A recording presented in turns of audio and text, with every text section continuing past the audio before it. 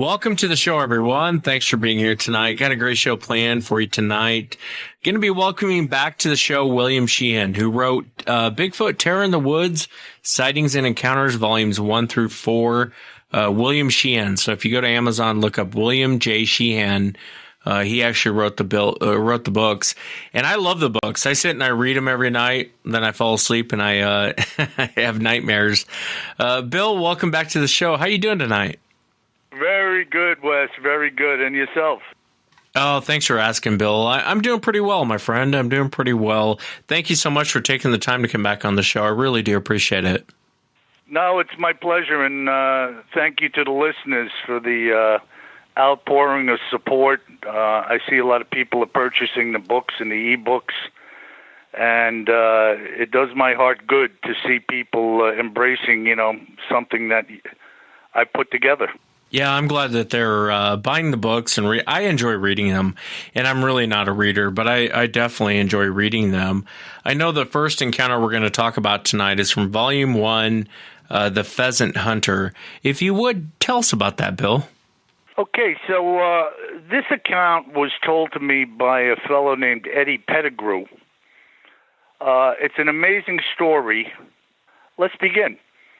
Some of the good old boys and I had planned a weekend pheasant hunt.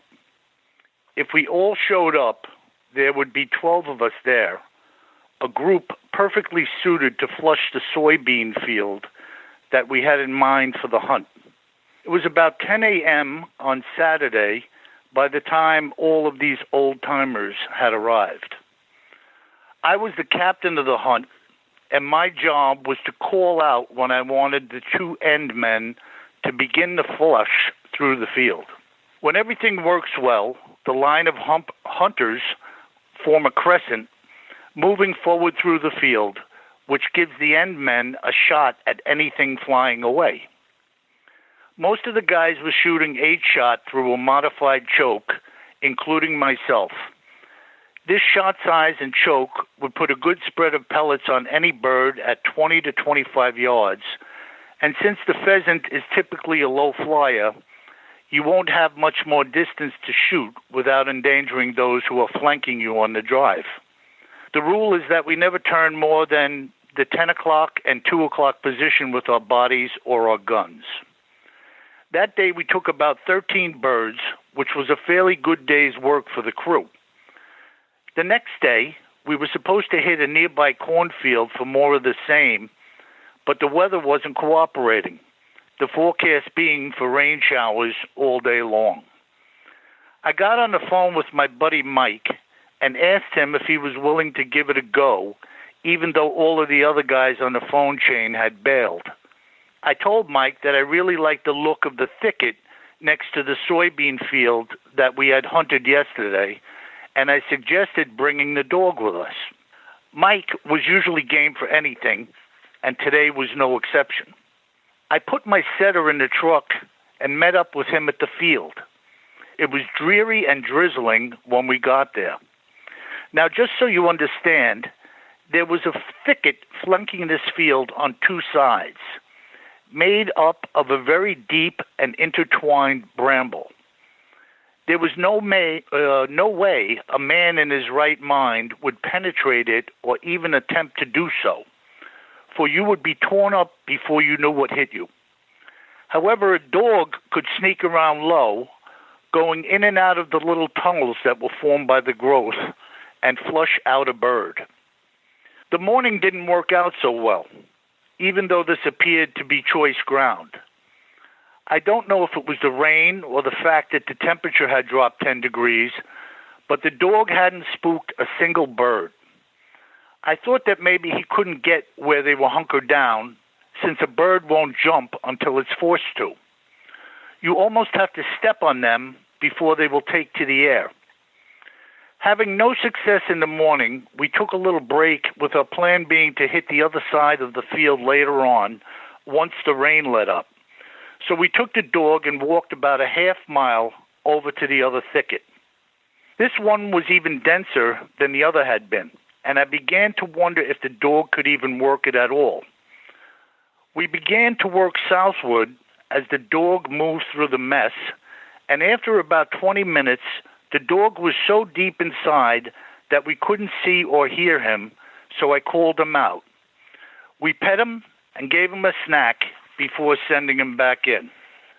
It must have been only a few minutes before we heard him yelp and start to bark frantically. We thought that perhaps he had found a bobcat because that was the only other time I had heard him sound like this. For today's hunt, I had switched my ammo to a 7.5 shot, knowing that the 7.5 shot would give me a range of about 30 to 35 yards, which is better than the 8 shot. The pellets are slightly larger and heavier, which also gives them more flight time to the target. The dog was barking frantically in the thicket, and he didn't respond to my call at all. He had obviously seen something that we could not. When all of a sudden, a monstrous Bigfoot erupted from the thicket, and we both knew immediately what it was. I turned my over and under double towards it and hit it squarely with both loads at very close range. I'm not bragging, but I am a very proficient shot, and I nailed this critter broadside with both barrels, and it didn't even flinch. Now, if a human had tried to run through this patch, it would be like trying to pull free from a pair of razor blade handcuffs. But this thing was bowling through the crap like he was running through a wheat field. He took one quick glance at us and tore out. I don't know what they are made of, but if you or I attempted to do what it did, you couldn't. It would take you 10 minutes to go 10 feet, and you would be so cut up we would have to call an ambulance. It was tearing through this mess at full giddy-up like a weed whacker on steroids. My partner quickly squeezed off 2 more rounds, but by that time, it wasn't worth the effort. If my 2 loads didn't take him down at 20 yards, nothing would. In about 30 seconds, he was gone. We tried to hustle down the thicket. Mike had 3 more chambered, and I was trying to reload, but it was all to no avail. This booger was gone, and we were shocked that we couldn't even see him running away. Talk about excitement. We had gone from 0 to hero and back in about 45 seconds. My heart was racing a mile a minute, and I know Mike felt the same way. We both kept saying to each other that we couldn't believe it, but believe it we did. We had just witnessed and shot at a giant booger in the soybean field thicket. This sucker had to be 9 feet tall easily. I say this because no matter where you stood by the side of this thicket, it was a foot taller than me, and this critter was head and shoulders above the top. He was kind of grayish-white, and his fur was longer than I thought it would be, even though I had heard all the stories beforehand. The upper body looked like 2 50-gallon drums welded together. Sometime after all of this, I couldn't stop thinking about the shotgun blast that had showed no effect on the creature. This thing's outer skin must be as thick as a board. I hit him squarely with close to 1,200 pellets at 50 to 60 feet, and I didn't notice so much as a clump of fur come flying off. There was nothing. It was like I had fired 2 blanks at it. I got to thinking that maybe its skin was like an elephant's, or maybe its hair follicles reach a couple of inches deep or something. A shotgun wouldn't take an elephant down, and it wouldn't take down this booger either. When we got back to town, we told all the boys what we had seen, and they were beside themselves. You don't want to run into one of these bad boys with anything less than a 30-06, and that's the truth of the whole matter. So that was pretty, I can't imagine. I'm a shooter. I don't hunt per se. I shoot trap and skeet. But my over and under Beretta, if you got hit with that thing at the range this guy was talking about with that pellet load, you're not walking away. No, you're not. Yeah. Just incredible, you know? It is incredible. It makes you wonder, because I've heard encounters like this before, Bill, where people take a shot, and it makes you wonder, I mean, it just must be so dense. You know, you hit a grown man at birdshot like that. Shotgun, you hit a man close enough, you can cut a guy in half with a shotgun, even with, you know, and so I think, that's fascinating. That's really fascinating. You can tell he's from the South, too, because he calls it boogers. You can tell he probably ran across them before. I've noticed that before in the past when I talk to people from the South, when they start really talking about boogers, you can tell they've either run into one or they know someone that has. And for him to turn and shoot, he must have really felt like he was in fear. He had a lot of secondhand experience having heard of the Bigfoot, the booger. But he was kind of standoffish about it, having never seen one for himself. And apparently there's a lot of moonshine chatter, you know, when people have had a snootful talking about this and that, and he kind of thought that's all it was. And yet on this particular day, if he hadn't had his setter with him, who was in deep in this thicket, obviously annoying the heck out of this Bigfoot that was buried in there, they would have never known that thing was in the thicket. Yeah. It was only because of the relentless hounding of the dog, the barking and everything, that the creature had launched out of the thicket and decided to make a beeline for wherever it was going. I mean, you know, and his saying that, I like the way he put it, and that's why I was inclusive of it, razor blade handcuffs. I said to myself, well, that about sizes up what would happen to you if you were trying to go running through this bramble yourself. It just was beyond the pale as far as impossibility for a human to go through there. And yet the creature was able to go busting through there like it was nothing and virtually unharmed by the shot or the briar patch itself. Just incredible. It really is. And like I said, I've had a lot of, I've talked to a lot of encounters where people shot at them, and hunters are kind of, they're not really sure what to think, because you know how many hunters I've talked to where they've pulled the trigger and it seems like it doesn't affect them. Fascinating stuff. That's a Pheasant Hunters Volume 1. Let's go to the Bone Pile Volume 4. I'm really curious about this.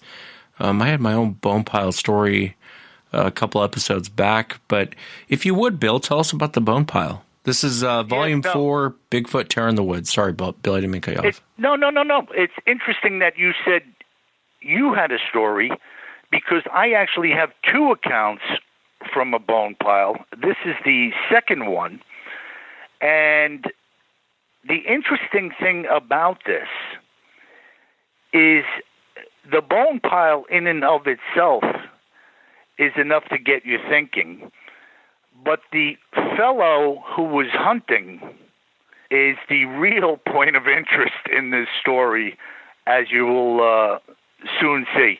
And I'm gonna read it just the way I wrote it, and in there you'll see that I make reference to the previous story of the bone pile. Perfect. Although I, as a writer, under most circumstances, do not consider repetition to be advisable, when we are speaking of all things Bigfoot, repetition seems to be the norm, as far as they and their habits are concerned. I am continually presented with the same or similar circumstances surrounding the sightings of and or the evidential findings relative to these creatures. In one of my previous witness testimonies, there was a collection of bones found in the deep woods while he was on the hunt. As you will soon read, yet another collection of bones has been found with somewhat of a gruesome twist as to whom or what they belong to.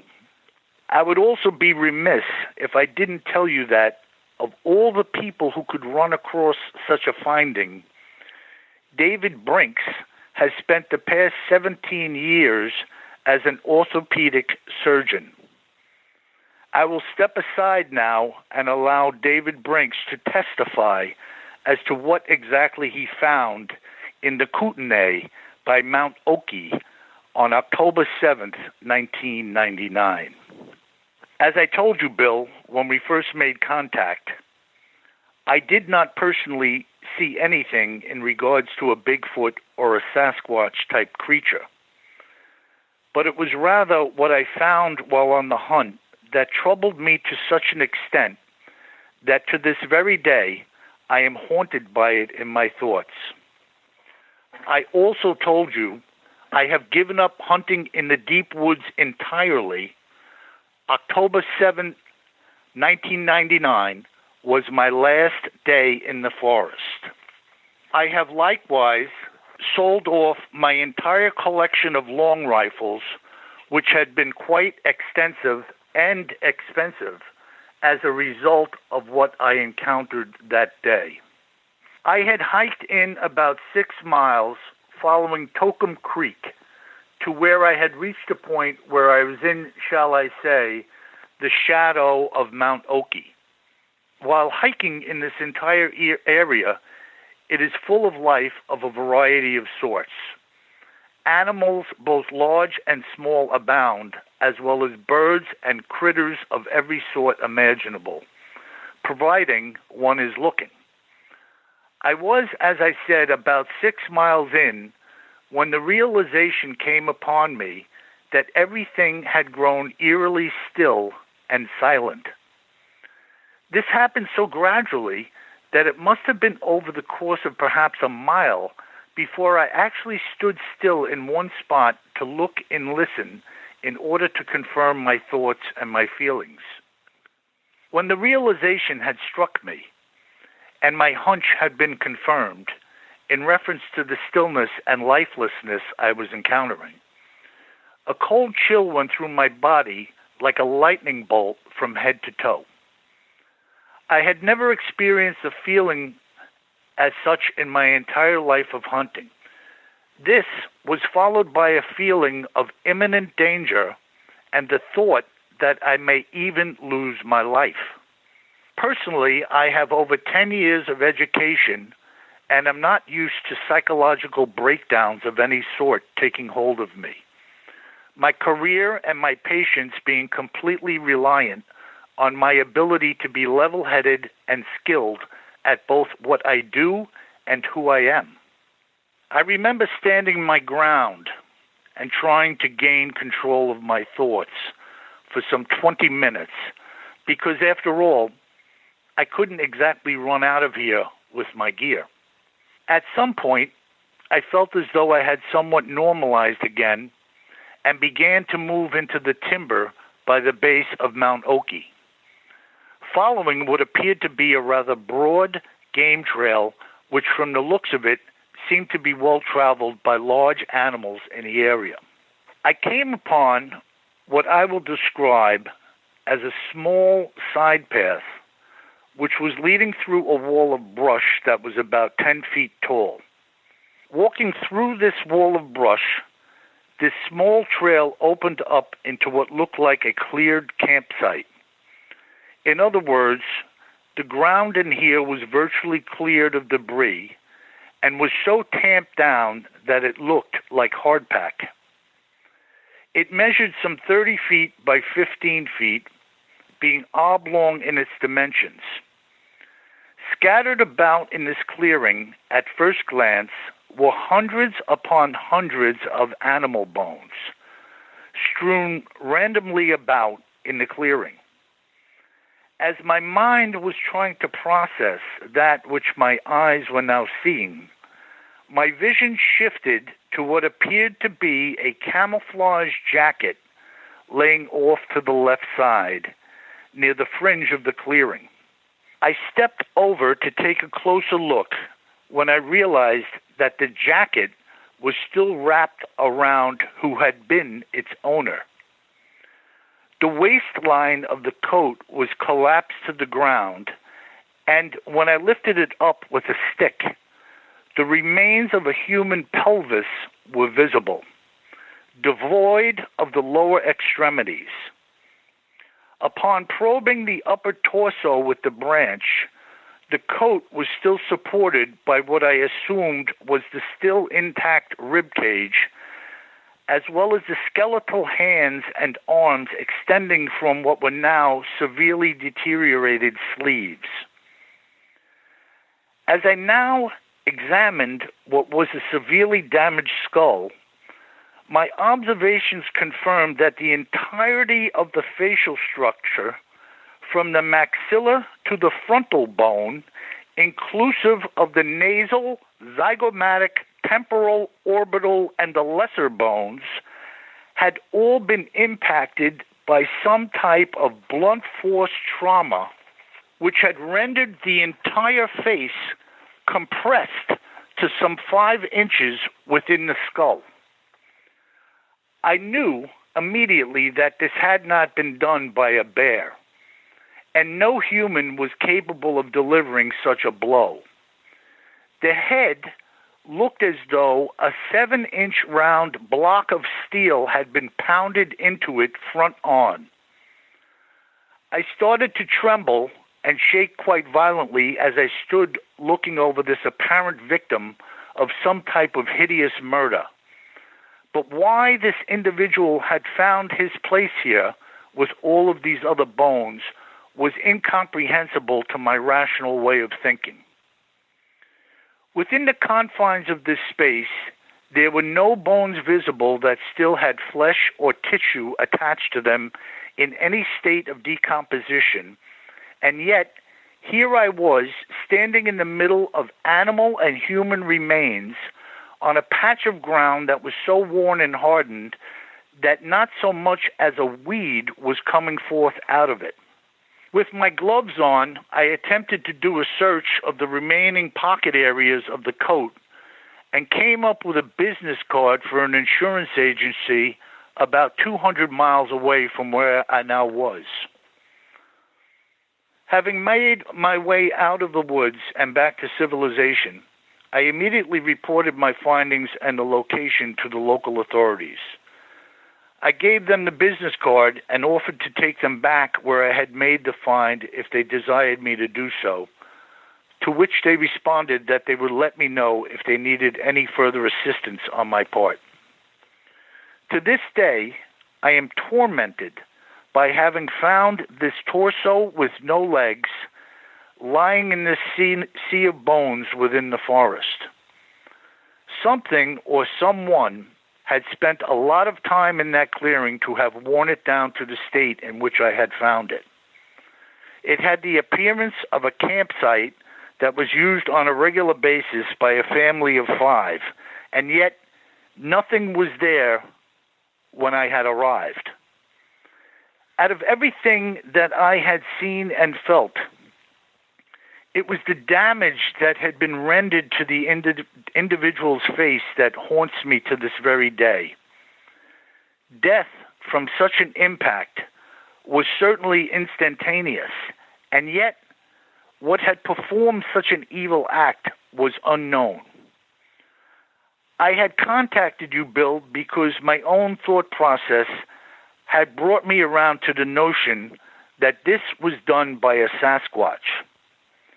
I have never heard of or known a bear to deliver such a blow, and the remains of the jacket showed no signs of having been slashed or clawed in any way, other than the natural breakdown of the fabric having been left outside in the elements for a prolonged period of time. What do you make of that? It's tragic. Is what I make of that. It's tragic. It's interesting. I had, and for the audience, that's a Bone Pile, Volume 4, Bigfoot Terror in the Woods, Sightings and Encounters, Bill Sheehan. But, you know, Bill, that reminds me of, I think it was episode 468 I had on Rick from Canada. He had discovered a bone pile, almost identical to what you described. As that guy was telling you his encounter, almost word for word, that's what he said. He walked in, it was this big tunnel system, and it opened up to this big, wide, round area where it looked like a bunch of giants were in there eating animals. And he made the comment, well, I didn't see any humans, so otherwise I would report it to the police. But in reality, I know he didn't spend time looking around. he knows he didn't spend time looking around. I wouldn't, I would get out of there as quick. I come across something like that, I'm out of there. Yes. It's tragic. You hear people disappearing. They just vanish. And you always wonder what happens to them. And I think this goes on more than people want to admit. Well, it's funny that you mention that because the thing that came to my mind, I had listened to, I don't have his books or book. I had listened to David Paulides on Coast to Coast AM on a few occasions. And I heard his accounts of missing people. And although he wasn't forthcoming with the how or the why, he was just stating the disappearances and the events surrounding them. And I said to myself, I have witness accounts, numerous witness accounts of bodies being found with the rib cage caved in, limbs missing, by hunters and hikers. And I said to myself, these have to be some of these people that go missing. You're not just walking along with somebody in a group and you suddenly disappear. I mean, even if a mountain lion got the jump on you and grabbed your jugular to the point where you couldn't speak, a 150-pound cougar is not going to be able to just drag away a man in a matter of seconds to the point where nobody can see or hear what happened. It's an impossibility to me. Yeah, I agree. And there's going to be a mess. If a cougar gets a jump on you, it's going to be a bloody fight to the end. But it's going to be a mess. So you can usually tell when a cougar gets someone. And this is just something very different. This isn't a bear. This isn't a serial killer. This isn't a cougar. The way he describes that, gosh, such a terrible story. The way he describes that dead person, it's something very different. It's not natural, in my opinion. Well, first of all, if you think about the cause of death being a frontal blow as the doctor described it, and then he describes it as a round cylinder of steel having been rammed through the front of the face. And he gives the details of all of the individual facial bones that were rammed 5 inches deep into the skull. And the surrounding skull was still intact.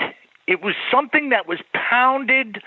Picture taking a sledgehammer, which is 2.5 inches in diameter, and just bashing it into a pumpkin, and the hole that it makes and all of the rind and everything gets driven into the pumpkin, and the rest of the pumpkin is still intact around it. This is the way he's describing this head. The impact had to have occurred so suddenly and forcefully that it was able to just bang through the middle of the face, withdraw the hand, and the rest of the head was intact, like a King Kong jab, if you will. Bam! And you're dead. I mean, that is just... And he said he's a hunter. He had a collection of long rifles. And you can only imagine orthopedic surgeon, his collection was probably insane, and he sold them all off. I'm not going to go back in the woods again. That's what he said. Can't blame him. I don't think I would either. Especially after you don't even need to see a Sasquatch in that situation. You can realize what did that damage. It's interesting. There's an account from Canada of a hunter coming across a dead grizzly bear. And the way he describes the injuries are very similar to this. He said it looked like something very large punched it in the face, caved in the whole side of its face, like it just hit it like a right hook from a boxer. I guess the only positive side to the story, I'm sure it was a quick death. I'm sure it was quick and it was over very quickly. He probably didn't even see it coming. Well, if he did, the terror as he was grabbed before being punched or whatever, may almost shock you to death, but then boom, as the doctor said, this is incredible. And Wes, I I had a couple of thoughts in mind that I'd like to share with you and the listeners. It's been said, or it is said, and this is relative to the way people perceive Sasquatch and some of the shows where the dudes are marching around looking for them with flashlights and infrared. But as a writer, my wheels are always turning, and I said to myself, I want to share this with Wes and the listeners. It's been said that there is a time coming when the lion will lay down with the lamb.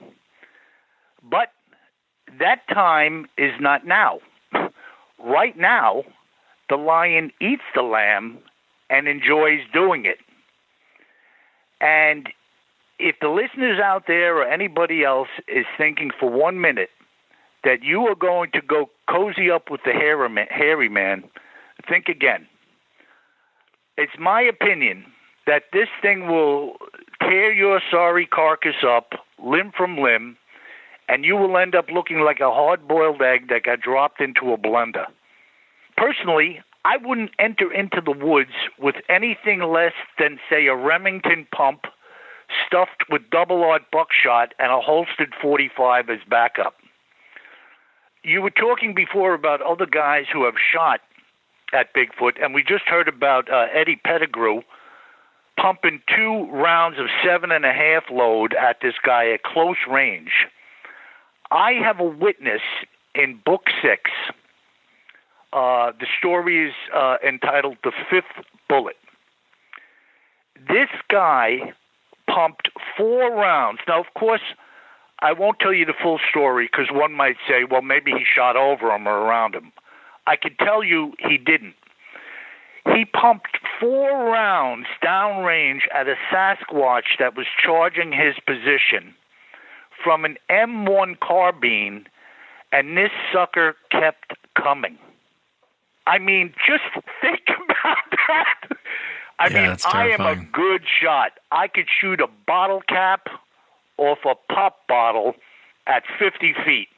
If I aim at you running at me across a football field, you are going down. And I was listening to him under the premise that he was a good shot. And I thought he had to be a good shot because not too many guys will just go out hunting without a scope. He had a bare bones M1 carbine, Korean War vintage, and he put 4 rounds on this sucker that was coming at him, and it didn't go down. That's scary. Absolutely nuts. It is nuts. It's like when I had the people on for the was it the Spotsville Monster? They got up on their roof, and every one of them had a rifle. If you can imagine a bunch of hillbillies up on a roof, and they're all, and I say hillbillies in a loving term, but they're all armed to the teeth. They're the people I'd want if I had Sasquatch around. But anyway, they're all up on the they're all up on the roof, and this thing comes out of the barn, and they all blast it, and it just keeps going. I mean, it jumps the fence and leaves. And I had the mother on, and she was like, I don't know what to say. I'm sure they hit it. Must have hit it several times. And you're right. That is terrifying, man. When you pull that. That's why I think one needs to be shot, but you need to be very careful shooting one. And it's not just that one. What about his buddy or his brother or whatever? You got to be careful in those situations, and they don't just go down so quickly. Makes you really wonder about the build of them and the muscle structure, because it takes a lot to withstand something like that and not go down. I thought that Eddie Pettigrew had hit on a very unique point, which was his idea of making the relationship between an elephant and a Sasquatch. A gun was created that was then aptly named the elephant gun, because this is what hunters were taking to Africa to take down an elephant, apparently having failed with other weapons they had brought previously. I mean, I wasn't there, but if you now name something the elephant gun, it had to be a creation for a hunter shooting elephants. Right. It had to be a hell of a gun. Yeah. Well, It's got to be a big bore with a large projectile and a lot of powder in the shell. I remember as a kid, my father showing me a piece of 50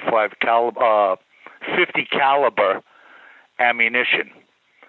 And when I held it in my hand, and I'm not saying an elephant gun shoots 50 caliber ammo, but when I held that bullet in my hand and I thought of a machine gun chattering away, sending these projectiles downrange, I thought to myself, holy God, you wouldn't want to be on the receiving end of that reign of terror, because it would have just been unmerciful, blowing cinder blocks out of buildings, shooting, this 50 caliber ammo could go through a metal door, blow through a cinder block wall, kill you on the other side of a wall. And yet, this other fellow in book 6, the fifth bullet, 4 rounds into the monster, and it was running. I mean, that is just like crazy. Now, we both know when you go to hunt animals, if you don't get a heart shot, even if you hit them in the lung, you may see some spray through the scope and still have to chase them a fair distance to find them. But 4 rounds in the chest, I have to say that really the only way you could seriously take one of these things down would probably be a perfect shot to the head, the eye, the neck, because these guys are shooting them in the chest. The fellow was aiming for the meat of the target, and he put 4 rounds in him and nothing. So I really don't know what to say about that. It's just what? I'm with you. When is 5 and 6 coming out? I had a couple members ask me when volumes 5 and 6 of Bigfoot Terror in the Woods, Sightings and Encounters. When is that coming out, Bill? Well, 5, I believe, will probably be out in the next couple of weeks. In fact, my proofer just emailed me today and said she thought she'd be done with it tonight. But then there's other incidentals involved with it, and then getting it together with the cover art and then uploading it to Amazon. So it'll be, I think within about 2 weeks, 5 should be up, and 6 is probably going to come out, I'd say maybe late in October. Well, I can't wait, Bill. I can't wait for 5 and 6 to come out. I'm on volume 3. But for the audience out there, go to Amazon, check it out. Bigfoot Terror in the Woods, Sightings and Encounters, volume 1 through 4. William Sheehan, Bill Sheehan. If you get a chance, pick up his book. I'll throw a link in the description. Almost feel like you need a break after that Boneyard story, man. Join now. Let's go to a live read. Just take a break from that Boneyard story. Join now. MyBookie will match your deposit dollar for dollar. And MyBookie's actually sponsoring this show. That's why there's additional shows. So join now, and MyBookie will match your deposit dollar for dollar. Use promo code Chronicles to activate the offer. Visit MyBookie online today. That's MyBookie, and don't forget to use the promo code Chronicles when creating your account to claim the bonus, so you can get that. They match your dollar for dollar. You play, you win, you get paid, and I'll talk more about it this weekend. I haven't had my bets placed or anything, but MyBookie's been pretty good to my pocketbook with my bets, and they're kind enough to sponsor this additional show, so thank you to MyBookie. Bill, let's talk about the Rutland Encounter. Now, this is in Volume 1, and the book, again, is Bigfoot Terror in the Woods, Sightings and Encounters. Tell us about this. This is really interesting because it involved a duo, 2 people. Both of these people had been in this very same location before. It was one of their favorite fishing holes. So let me get down to brass tacks here and read you the account. This account came to me by way of Danny Sheehan, who is unrelated to me. In retirement, my Uncle Jack moved to Rutland County in Vermont. Having been employed as a graphic artist for most of his life, he had also dabbled in watercolor painting as a hobby for an equally long period of time. Being a city boy for most of his life, he would head up to the country whenever possible in search of some interesting subject matter to paint, with his favorite themes being fly fishermen, covered bridges, old farmhouses, and boats. He not only painted fly fishermen, but was totally taken to the sport himself. I would go to visit him periodically in order to fly fish with him, and within the immediate surroundings of his area alone, there were many great places to fish for brook trout. It was a veritable potpourri of fly fishing pleasure. On this day, we headed to a place where we had fished several times in the past, it being my uncle's favorite spot to fish, and with good reason. Not only was the fishing superb, but this location was some of the most beautiful Vermont property that you will ever set your eyes on. While I fished on the rocky bank of this creek several years before, my uncle had been on the other side of the creek with an easel, using me as a model for a painting, and I have this painting in my home to this very day. We were near a town called Wallingford, and were fishing a body of water known as Otter Creek. He knew a gentleman who owned an old farmstead that this creek passed through, and it was the combination of the man's property and outbuildings in conjunction with the shape and natural design of the creek in this area, which made it such an outstanding location.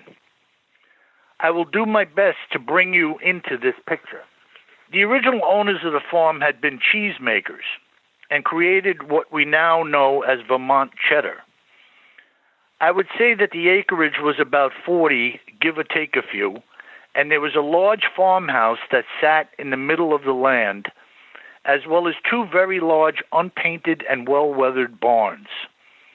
When you looked out over the farm from the elevation of the house, it was mostly cleared, rolling, terraced land, aside from a few trees that had been left for shade and aesthetics. It was comprised of a number of large sections which were separated from each other with split-rail fences and gates, which had allowed the cows to graze in certain areas while allowing the rest to grow back. This terraced land rolled down to the edge of the creek where we were standing, with the creek itself being maybe 40 feet wide at this point, including its rock-strewn banks. Now, if you were to stand on the western side of the creek, your back would be to the farm, and if you crossed over to the eastern side, your back was now against a steep embankment that had trees of many shapes and sizes growing on it. The creek had grayish-colored, sharply angled stones on both of its banks, as well as within it. Some weighed hundreds of pounds, and most of the larger stones within the river had fish hiding behind them. For the most part, the creek was about a foot deep, but there were also some smaller, deeper pools. The day was very overcast and gray, which I prefer over bright sunlight for fishing, so for me it was perfect. There was not another soul in sight, and as we had permission to be here by the owner, and he was away on a Christian mercy mission in South America, being a doctor by trade, he and a medical team occasionally donated their skills and time to help others who are less fortunate than the rest of us. And so we were alone and tucked down into this creek. For those of you who don't fish, there are times when fishermen laugh and joke around, but most of the time is spent in silence and solitude. We had been quietly working the creek for 2 to 3 hours when we heard a large splash on the water that came from somewhere around the bend. I saw my uncle look in the direction of the splash, but we kept on fishing. Moments later, we heard a couple more splashes in quick succession, as we quietly began to move towards the sounds, exchanging a couple of quiet words and wondering what might have made the noise. A splash always gets the utmost attention from a fisherman. It doesn't matter if you are in the bay ocean, lake, river, or creek, a fisherman always wants to know what's splashing and why. So the two of us began to stealthily creep along the bank. We were both hunched over, trying to catch a first glimpse under some tree branches. All of a sudden, I saw a long, dark arm reach down and hit the water with a splash, and my uncle reeled backwards and almost fell. He turned and mouthed to me, "It's a damn Bigfoot," and waved for me to move back. We must have retreated about 100 yards away, moving to a point far beyond where we had begun, and for additional protection, we had crossed to the other side of the creek and climbed up the farm's first grassy berm to a point where we were about 15 feet or so above the creek. Slowly, we started to make our way to a place where we could see the creature, doing our utmost to use some bushes and small trees as cover. Finally, we reached a favorable position and hunkered down to observe its movements. We were further away, but we could see even more now than we had seen from the creek. This Bigfoot must have been so preoccupied with trying to grab a trout that it didn't stand a chance of noticing us. He was bent over, staring at the water, without so much as taking a single break to look away. We watched him try to grab a trout at least 20 times without success, but he just kept trying. This thing was determined. Now, just in case you don't know, trout are extremely slimy, and this slime acts as a protective coating. It's generally only after a good fight that you're able to cradle them very gently in your hand and take the hook out of their mouth. No matter who or what you are, the act of grabbing one while it was swimming is nearly impossible, hence the creature's obvious frustration. We must have watched for 45 minutes, and still it hadn't had any success in catching a trout. Finally, it looked up, surveyed the area briefly, and turned, climbing up the steep bank in 3 steps, and having reached the top, it walked away out of our sight. The bank that it had climbed must have been about 15 feet tall and was on a very steep angle. When the monster had been standing next to this embankment, it had been well over half the height of this slope, and it took 3 strides up this steep embankment without using any hand grabs before it was gone over the top and out of our sight. It was absolutely out of this world. It was only once the thing was out of our sight that we began to talk quietly. When I had initially seen the arm come into view, I thought that it had to be 5 feet long. It turns out that my uncle had seen the head and upper body at the same time that I had seen the extended arm. So he knew what the thing was way before I did. Its hair had some rusty-colored undertones to it, and I think that if the sun was shining, we would have been able to see even more reddish hues. The hair was actually very long, and on some areas of the body, in particular the head, I would say that it was 10 inches or so in length, and it hung off the back of its arms as well. The head was somewhat conical, but not pointy, and the upper part of the skull stood out much prouder than ours. Its face was much flattened, and the jaw protruded well beyond its nose. Its facial skin was also very dark and deeply furrowed. In fact, the wrinkles were so deep that they appeared as painted black lines on the face and brow of the creature. I would estimate its weight at about 1,500 pounds. This beast's back was 5 times as thick as those of the most massive weightlifters that you have ever seen in your life. I would venture to say that it could probably snap a baseball bat in half with just its fingers. When we had briefly caught a back view of the creature, It appeared to me that its triceps were maybe 12 inches wide, and perhaps even more than that. Now try standing in front of a mirror while holding a ruler next to your arm and visualize what I am saying. When we saw it take the 3 steps up the embankment, its legs were obviously flexed to the maximum, with the thigh muscles having bulged to the point where they looked to be 2 feet thick. The body strength that would be needed to make this motion so quickly and without grabbing so much as a branch would be off the charts in the human realm. But this thing is in no way a human being, nor is it our mutated offspring. This is some kind of animal. I remember seeing a film clip of a grizzly bear running down a deer on a mountain slope. This grizzly was booking it, and its musculature was all business.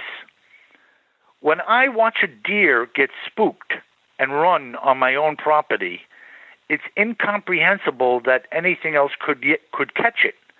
And yet, this 1,500-pound grizzly had the wherewithal to do so. It was so real and yet so unreal at the same time. And he's speaking to me. I know you get it, but when you are there, seeing it with your own 2 eyes, it is only then that the legends can ring true and become part of your own reality. That is incredible. That is incredible. And you know that we were talking about the pheasant hunters, and you hear this guy described in the Rutland Encounter in Volume 1. You can kind of see where, you pop off a shotgun, you're probably not going to take it down, especially the way he's described. Imagine hitting that with a shotgun. It's just not going to happen. No, it's not going to happen. It's not going down. If he doesn't run and he decides to come at you because now he's pissed off, you're toast. Yeah, I agree. I mean, there's no defense. And it's fascinating, too, his behavior that you described there, Bill. I had the albino white or albino monkey. I don't remember what I named it. White monkey, albino monkey of Pennsylvania. It was a member-only show, and he described something very similar, where the thing was grabbing fish, trying to grab fish, and this one had actually grabbed fish out of the river and was eating it. And after it got done, it would just toss it over its shoulder, grab another one, and try and eat it. So that's fascinating. You remember earlier I had mentioned that, to me, these creatures live their lives like the Special Forces teaches survival training.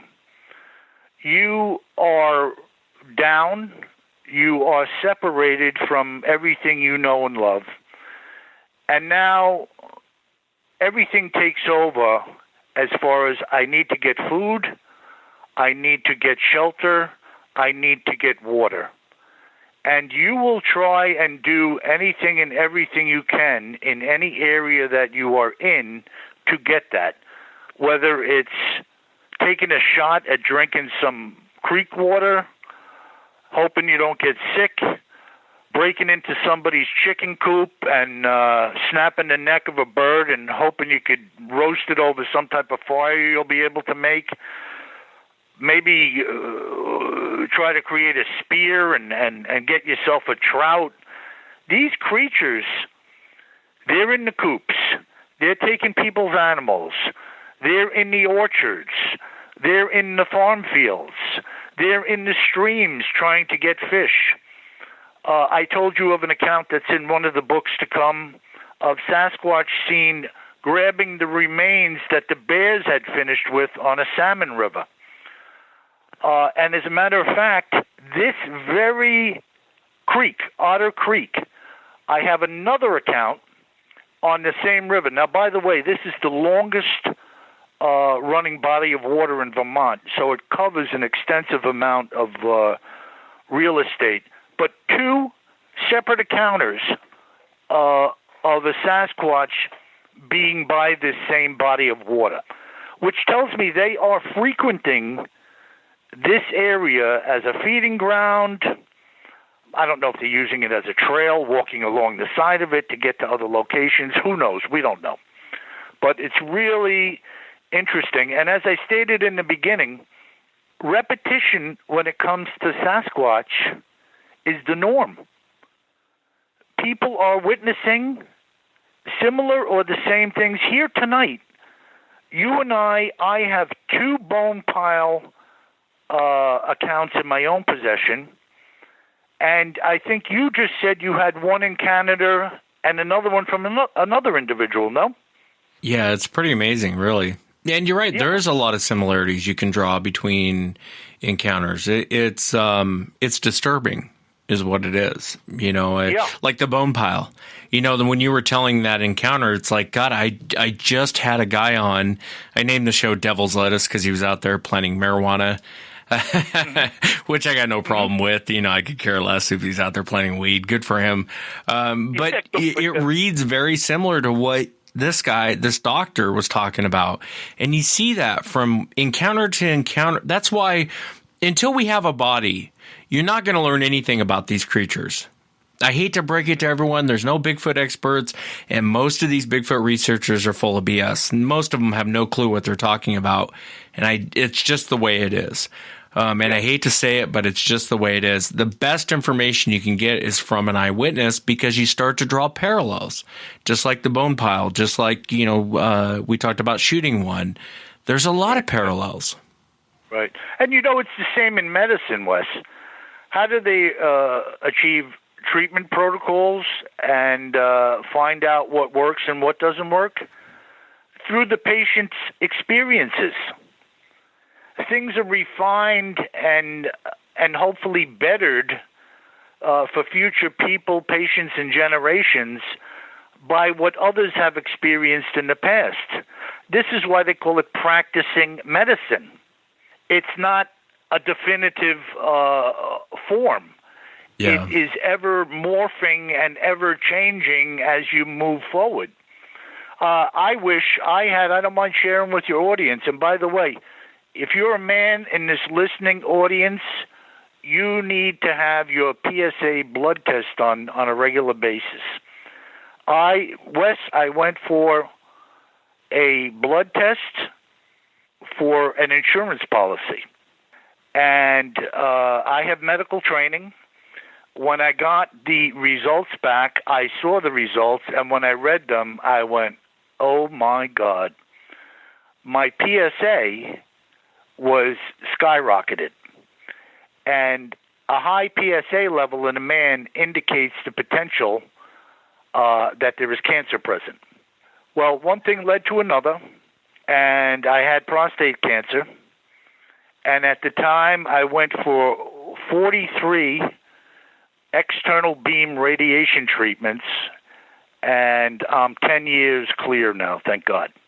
But since then, there are other treatments out now, like CyberKnife and some other things that are better than what I had. But I was thankful I had what I had at the time because I'm alive to talk to you. Yeah, I am too. I'm glad you brought that up. I might have to go have a blood test done. I didn't realize you could even test for cancer through a blood test. That's fascinating. Well, it's the PSA. It's the PSA, which is the prostate-stimulating antigen. And when those levels get high in a man, it's time to, see your urologist and make sure you're okay. Do not wait. Do not delay. Yeah, I'm glad you said that. And thank God you're here, Bill. Definitely thank God you're here. Yep. That last encounter, though, was Rutland Encounter, Volume 1, Bigfoot Terror in the Woods, Sightings and Encounters. Fascinating account. I know the last one is called Hairy Man. And before we came on air, you were talking about pictures or something or evidence that you had seen. Tell us about this. Now, this is going to be in Volume 5, which isn't out yet, right. Which I'm going to buy in October as soon as it comes, or in the next couple of weeks. As soon as it comes out, I'm buying it. But it's Hairy Man Volume 5. Tell us about it, Bill.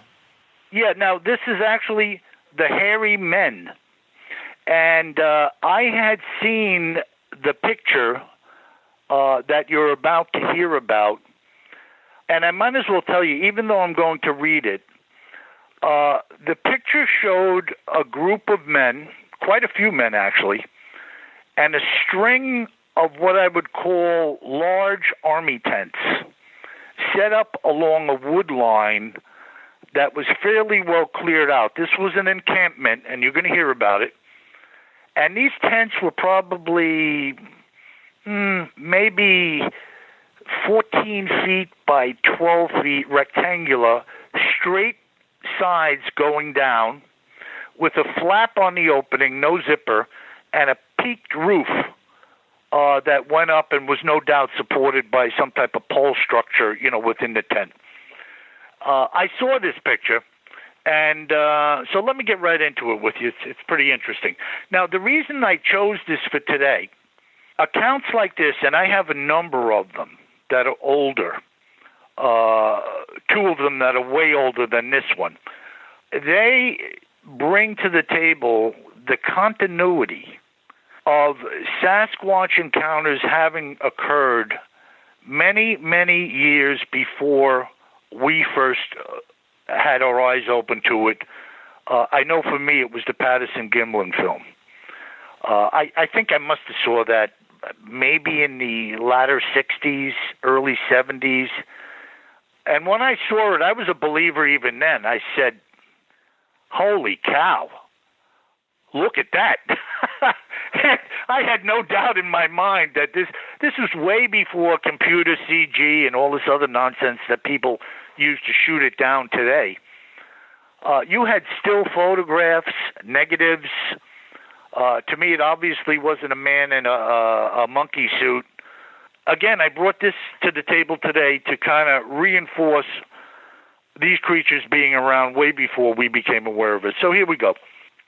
This account was told to me by a fellow named Brian Hoffa, who was actually a resident of Queens County here in New York, which is pretty close to New York City proper. Here's what Brian had to say. The story of which I am about to speak was actually handed down to me from my father, having been told to him by my grandfather many years before. My grandfather had passed in 1971, and his wife, my grandmother, had died several years earlier in 1968. At the time of his passing, I was 6 years old. To be truthful, I didn't know him very well, he being a very quiet man, but I loved him just the same. During the process of cleaning out Grandpa's house, many things were taken, including an old photograph which was framed and had been hanging on their home's wall. I had seen this photo many times before, but only now was I to learn the history behind it. Many weeks later, this picture was now hanging in our living room, and I asked my dad if Grandpa was one of the men in the picture. He told me no. Grandpa was the guy who took the picture of the other men and the camp. I suppose a brief history lesson is in order as I begin to relay this story to you and your readers about how it is that my grandpa and these men came to be where they were when the picture was taken. If I am a little off, please forgive me, for I am by no means a historian. In 1916, what we now know as the National Park Service was formed under President Woodrow Wilson. At its inception, it was formed to protect and preserve vast areas of wilderness and the like for the good of the nation and its peoples. There were many great men involved in both overseeing and contributing to this system through the years: John Muir, Theodore Roosevelt, Gifford Pinchot, and Stephen T. Mather, to name a few.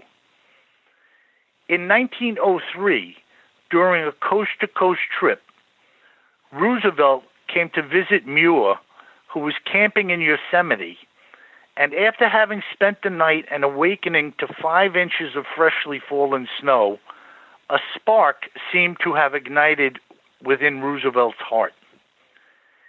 In 1906, the Antiquities Act was passed through Congress, which gave sitting presidents the power to create national monuments from then public lands. Roosevelt acted quickly with his newfound power, and the first monument to be created was Devil's Tower in Wyoming, with many others soon to follow. It was during the 30s and the 40s, amidst the Great Depression and following the war, that the public was clamoring to get into the parks, but how to get to them and what to do when you got there was the dilemma. Now it was in the hands of President Franklin D. Roosevelt to devise a plan, and the so-called Civilian Conservation Corps was formed. In 1935, the Corps had 118 camps located around the country, and it was employing tens of thousands of men with work building roads, bridges, and needed infrastructure for the parks to be seen and enjoyed. My grandfather was part of the Corps, and this picture was a snapshot of one such camp. Now, the photo shows a group of 7 large military-style tents, of which I am sure there were many more, with what appeared to be portable folding wooden tables set up and some men splitting firewood in the foreground. My dad said that the men were heavily armed, according to his father, because there were many wild animals to contend with, including grizzly bears, which were regularly coming into the camps. Grandpa had also told him that the men regularly shot and butchered animals for food, and they also fished when near the water. Grandpa had told him of many encounters which the crew had had during the course of their construction with what he described as being giant hairy men. He told my dad that on many days and nights the hairy men had entered their camp, stealing food, and in some cases doing considerable damage, their calling card being enormous footprints left behind in the camp, which were particularly visible after it had rained. I should also mention that this camp was in the Shenandoah Valley near Luray, Virginia, and the picture was taken in 1935. According to Grandpa, early in the morning in August of 1936, the camp had erupted with screams, shouts, and gunfire. After the melee had subsided, it became known to all that one of the men, while sleeping in a tent with 7 others, had been grabbed by his ankle and pulled from his cot by one of the hairy men. Upon the man shouting, the others awoke, throwing hand axes at the beast. Grabbing their rifles and shotguns, they gave chase across the grounds. He said that many shots were fired, but the beast was not killed. From that day forward, sentries were set in place throughout the camp, both day and night, to fend off the invading hairy men. He had told my father that the monsters, as he called them, were of enormous stature and strength. The men, during the course of their work, had both seen and heard them felling trees with their bare hands and dragging them through the timber. I mean, I don't know what you say about that, you know? Yeah, it doesn't shock me at all. I don't know if you know of Theodore Roosevelt. He wrote about this in his book, not this particular encounter, but it was another story that was recounted to him from an outdoorsman that told him about a killing. His friend had been killed. And if you read the encounter, it sounds like Sasquatch killed this guy. I mean, I don't know how else you could put it. It's not a bear that killed this guy. And one of the things I think is fascinating, and I didn't realize this guy was a real man, Gifford Pinchot. The Gifford Pinchot Forest, National Forest here in Washington State, is notorious for Sasquatch sightings. In fact, that is crazy. It's probably I didn't even know whether there was a Gifford Pinchot Forest. Yeah, the Gifford Pinchot here in Washington State is notorious for sightings. I mean, there are sightings I mean, in Washington State, if you hear of an encounter, it probably happened in the Gifford-Pinchot National Forest. And I find it fascinating that he was one of the guys. As soon as you said that, I knew exactly what you mean, because it's 20 minutes from me. Wow. And it's a huge, huge forest. I mean, size of freaking New York. It's a huge, huge forest, and it's notorious. It goes all the way up to Mount St. Helens. Wow. I'm sure you've heard of Mount St. Helens. It goes of course. Yeah, it goes all the way up there, and it's notorious for sightings. Absolutely notorious for sightings. And I've often wondered if Theodore Roosevelt did this whole save our national forest, let's make national forests that way that it's for the future generation. I've often wondered if he did that based on these creatures to kind of save their environment. It's just a passing thought I've had, but I've often wondered. I don't think he was trying to save a national forest. I think he was trying to save their environment. Now, Wes, it is blowing my mind that you just said that, because I was thinking maybe months ago about an event that happened, I believe it was in the 70s. It was on the news stations, and they were talking about saving the owls somewhere up and around where you live. And they were talking about it being some little owl that the loggers were infringing on their space, and they were going to make them extinct and this and that. And at the time, I didn't think anything of it than a bunch of tree huggers that didn't want people cutting down trees for paper anymore, which I was fine with. But more recently, I said to myself, I wonder if there was something else in that woods that they didn't want to bother other than what they were saying was little owls. And you were just hitting on the very same thought that I was having about what his reason was for protecting that area. Yeah, you're talking about the spotted owl, and I'll tell you something funny about the spotted owl here in the Pacific Northwest, which is what you're referring to as far as them trying to save it. There was another owl, I guess was predatory towards the spotted owl, and so they went through and started killing those owls. And the whole spotted owl story just doesn't make any sense. When you go and really look at it, it makes absolutely no sense. It almost feels like a cover story. I'm not a conspiracy theorist, but when you really examine the spotted owl story, nothing adds up. I mean, absolutely nothing adds up. Yeah. And to me, with the amount of wilderness in the country regionally up there was no way that any logging company was going to tear through the whole area and make it a wasteland where this spotted owl didn't have a limb to sit on. So it just didn't ring true to me. It just seemed like more political baloney was being thrown at us. And I never really bought into it, but it was only many, many, many years later that I, in my own mind, was now making a connection that could it have been because they knew there was Bigfoot in there and they didn't want to have them move out of there into some other more rural areas? I mean, I don't know. Now, let me ask you something. This Pinchot Forest, do you know if that was the area where Roosevelt had been informed by this other gentleman that his partner had been killed? I'd have to go look. I want to say that actually took place in California, but I'd have to look it up. I don't have the story right in front of me. I want to say it was in California somewhere. Okay. And Roosevelt wrote it. He wrote the whole story in his book. And when you read it, it doesn't sound like a bear, doesn't sound like a man. It sounds like a Sasquatch, it's fascinating. But I don't think that happened in the Gifford-Pinchot. Okay. Now, Roosevelt, obviously, he was no man's fool.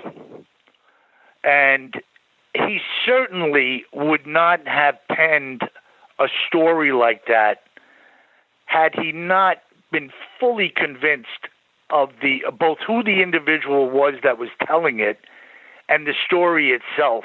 Absolutely, I agree. That it was true. I agree 100%. Yeah, there's no way. There's no way. I mean, That's fascinating. Anyways, I learned something today. I never knew where Gifford Pinchot came from. I always thought it was kind of a stupid name. And then now that it's named after a guy, now I know where it comes from. And it's fascinating. He knew Theodore Roosevelt. I'm telling you right now, Bill, look up the Gifford Pinchot National Forest and Bigfoot. Just Google it. Notorious for sightings. Absolutely notorious for sightings. So where I had my encounter, and many people have had encounters in the Gifford Pinchot. This study and investigation of Bigfoot phenomena, every time you turn a page, another page is before you.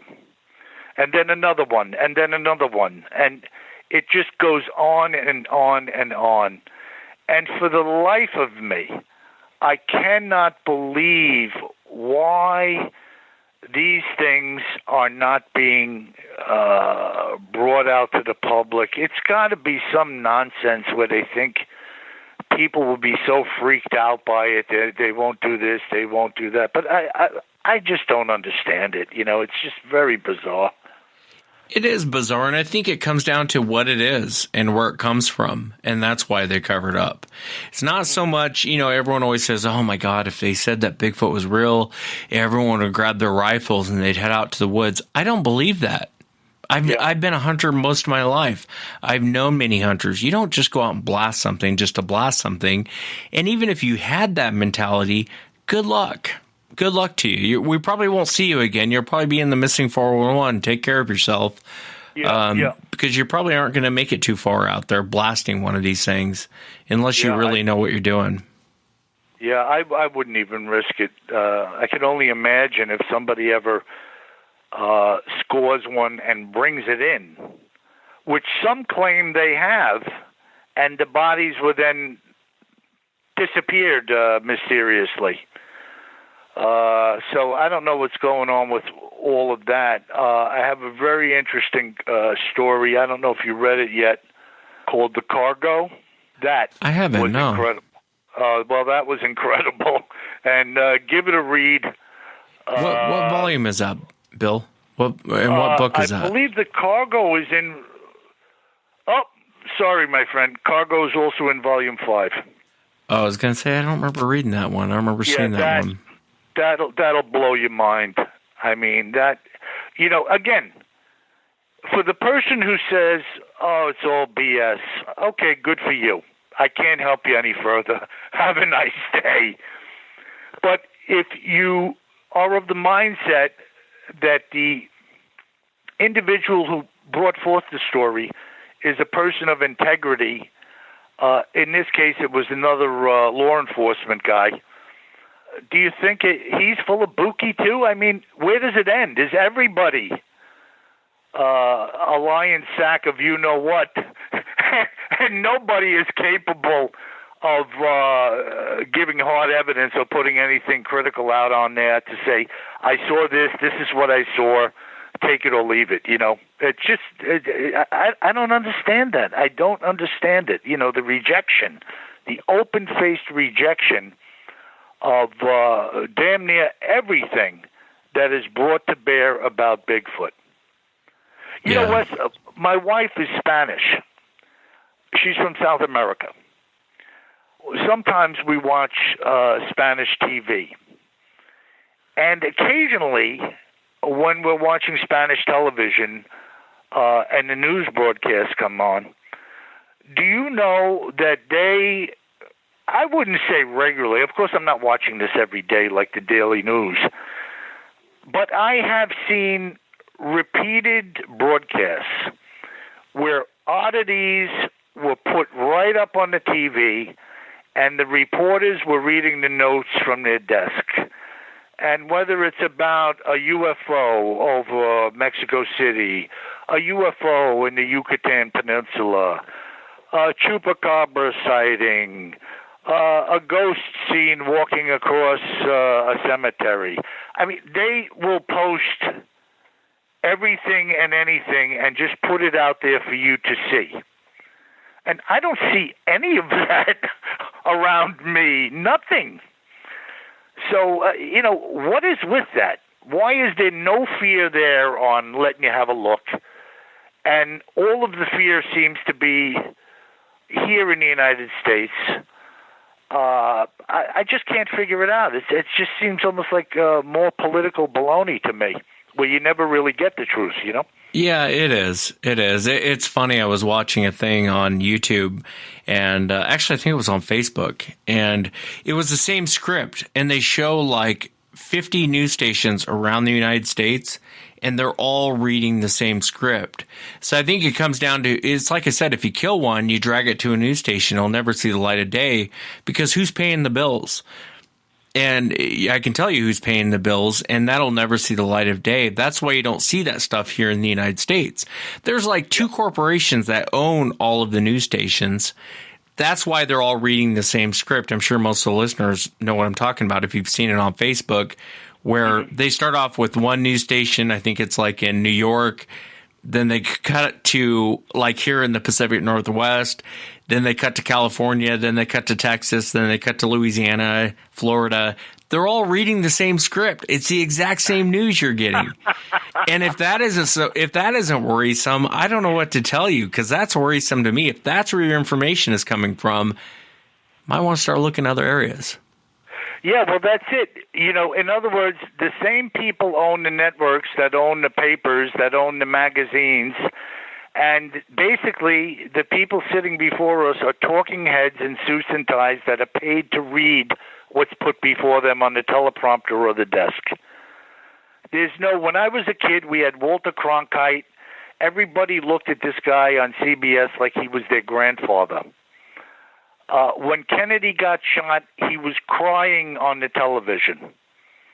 You really felt like you were getting the straight story at that point in time. And I don't even know if then we really were, but I was too young to think otherwise. It just seemed like there was more integrity and honesty in the media the further you went back. I agree with you. And what else can I say? It's just, but on and on we must go, and we will go, presenting the things that come before us. And it's in the interest of keeping those like your listenership and people like myself and you abreast of what's being seen and evidence that's being brought forth, whether other people choose to believe it or not. Yeah, I couldn't agree more, Bill. I really couldn't agree more. And I know Bill and I are going to talk at the end of the week. I'll have him tell his angel story. I'll throw it up on Sasquatch Chronicles. I know some of the listeners wanted to hear it, and I'll tell mine to Bill. I'm not going to keep Bill. I'll throw it up later on in the week. Wes, do you want me to share the story?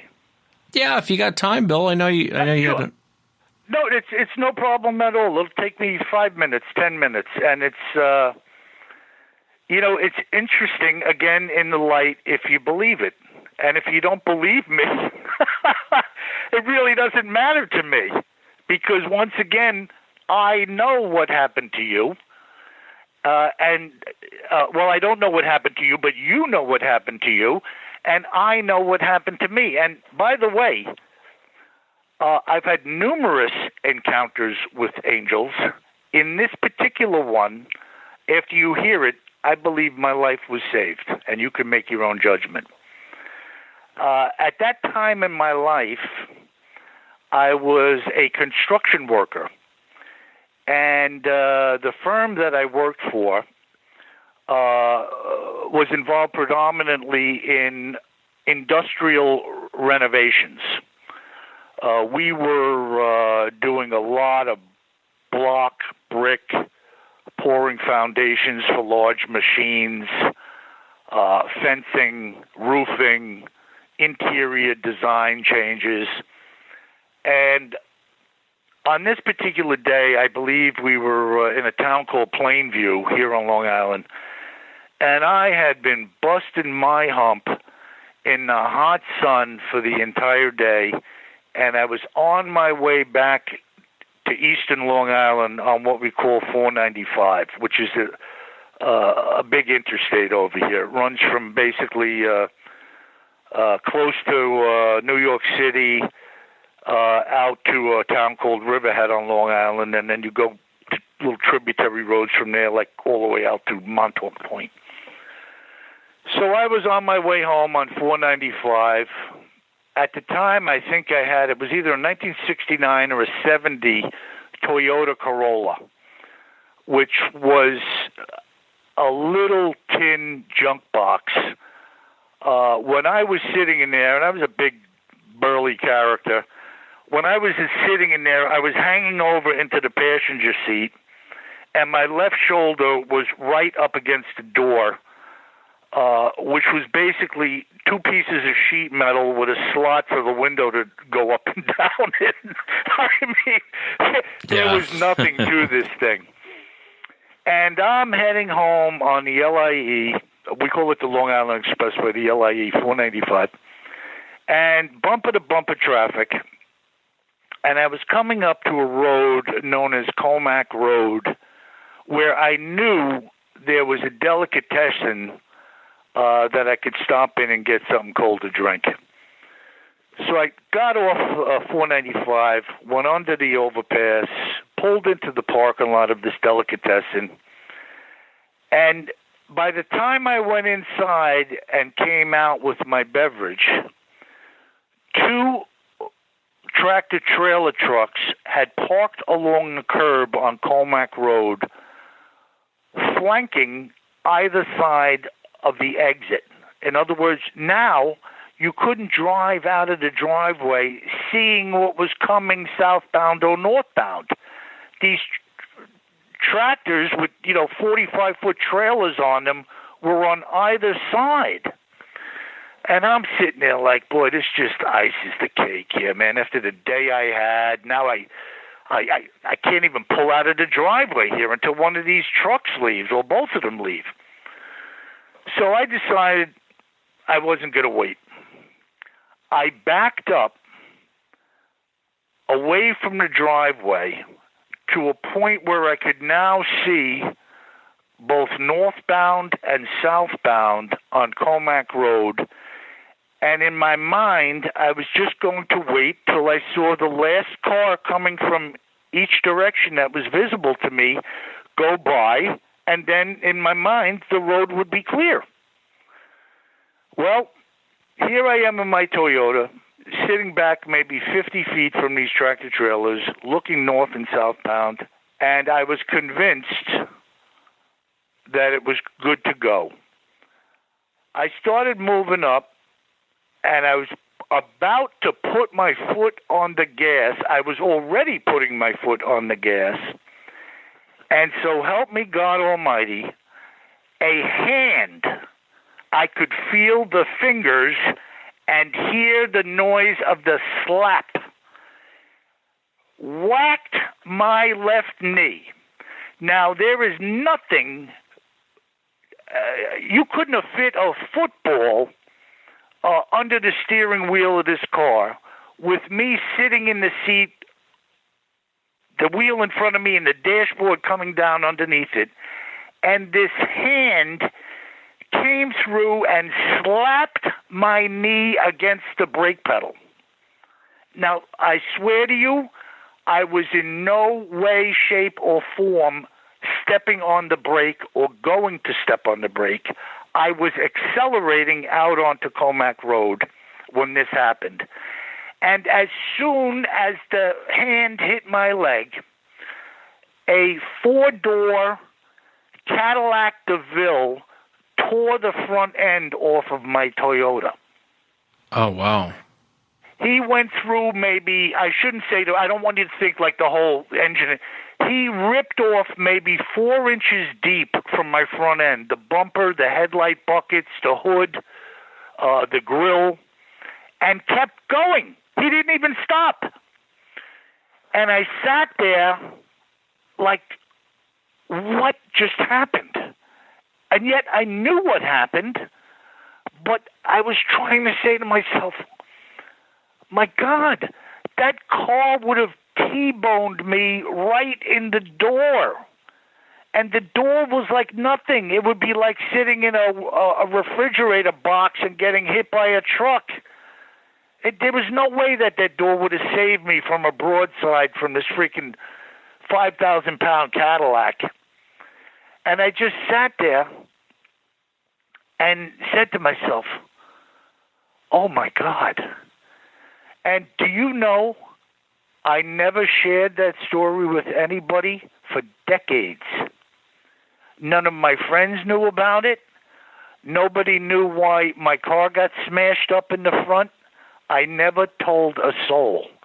But I knew what had happened. And later on in my life, because of that and some other situations, my life was changed forever. Yeah, so that's amazing. That Cadillac would have cut through that Toyota like a knife through hot butter. I mean, you wouldn't have stood a chance if that thing would have hit you broadside. Yeah, I don't think so either, Wes. I mean, you know, it would have probably punched me out of the passenger door if I would have survived. And so you felt something slap your leg, like to kind of stop off the gas? So help me God, if you take your hand, open hand, and slap it hard down against your thigh right now, the same feeling that you experience and the same sound that you will hear doing it was exactly what happened to me. I could feel 5 fingers whack me on the leg, and it drove my foot actually off the floor onto the brake pedal. I can't even explain to you how that could happen. And the car lurched.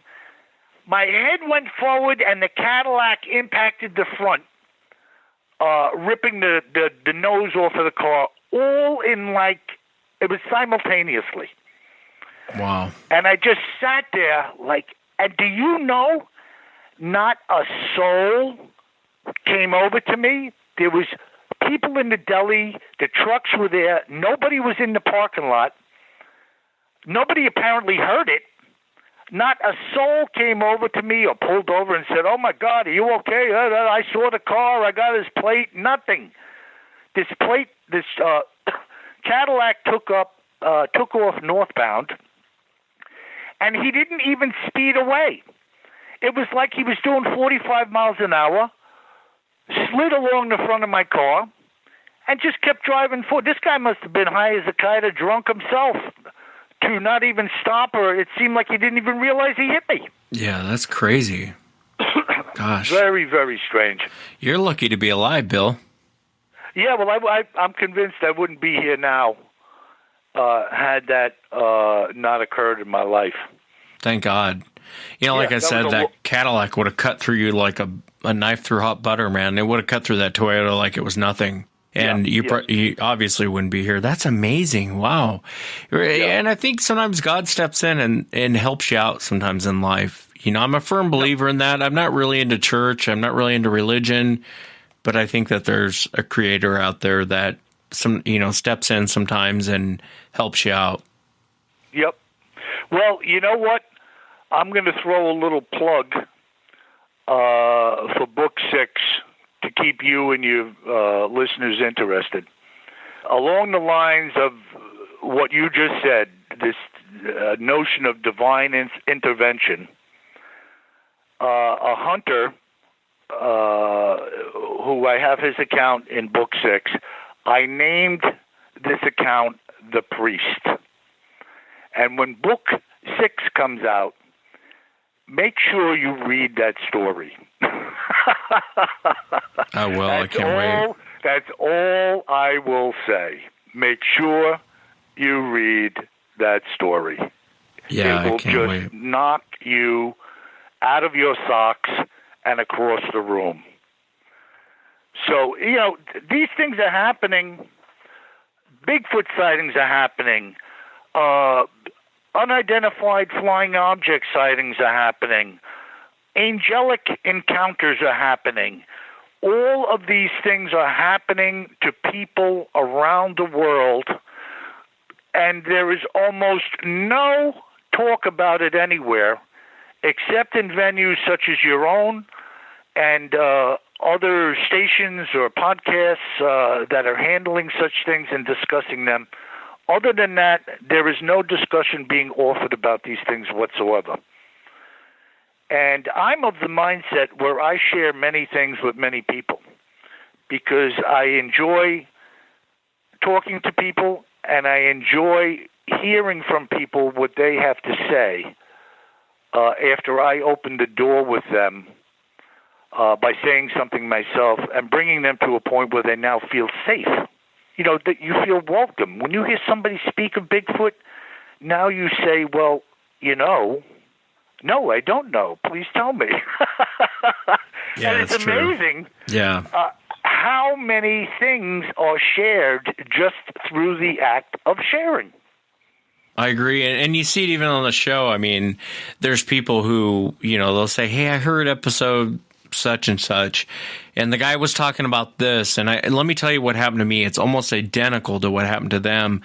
And it is. It's like the first guy that raises his hand in class and wants to speak out. All of a sudden, everyone in class wants to speak out.